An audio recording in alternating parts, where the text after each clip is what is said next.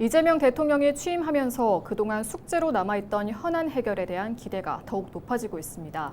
특히 후보 시절부터 공약했던 공공의료 분야의 과제 해결에 본격적으로 나설 것으로 전망되고 있습니다. 하지만 여전히 의료계와 풀어야 할 과제가 남은 만큼 당장의 추진은 어려워 보입니다. 송유찬 기자의 보도입니다. 공공의료 분야의 최대 핵심은 필수 지역 공공의료 강화입니다. 인력은 물론 인프라 확대에 초점을 두고 있습니다. 인천공항에서 외국인 산모가 쓰러지는 일이 있었는데요. 아이를 낳을 병원을 찾다가 결국은 구급차 안에서 분만을 하는 사건이 있었습니다. 이런 필수 의료 체계가 제대로 갖춰졌더라면 발생하지 않을 일이었습니다. 공공의료의 중요성은 더 이상 강조하지 않아도 모든 국민이 공감하는 의제가 되었습니다. 24년 의대 정원을 문제로 시작된 전공의 진료 거부로 환자와 병원 노동자들은 여전히 어려움을 겪고 있습니다.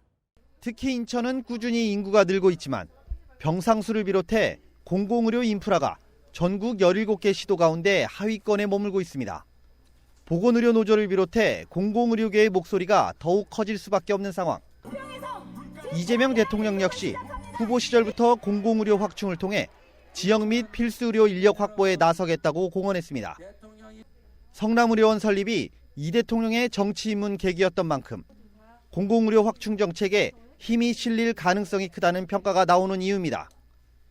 이 대통령은 후보 시절 핵심 공약으로 공공의대 신설과 지역의사제, 공공의료 사관학교 설립 등을 내놨습니다.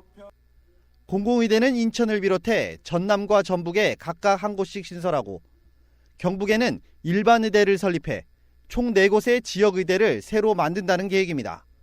이와 함께 의대 입학 후 의사 면허를 취득하면 해당 지역에서 10년간 의무 복무하는 지역의사제를 도입하고 필수 의사를 양성해 공공병원에 배치하는 공공의료 사관학교 설립도 추진하기로 했습니다.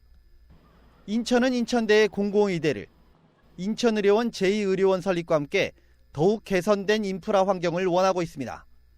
이 대통령의 공약과 맞물려 있지만 의료계의 반발도 무시할 수 없는 상황. 의료계 역시 필수 지역 공공의료 강화의 필요성에는 공감하고 있습니다. 하지만 공공의대 등 신설 공약을 두고 지방 소멸의 흐름 속에서 의대 정원 확대가 아닌 기존 지역 의료기관 인프라를 개선하고 필수 의료 체계를 강화하는 것이 효과적이라고 주장하고 있습니다.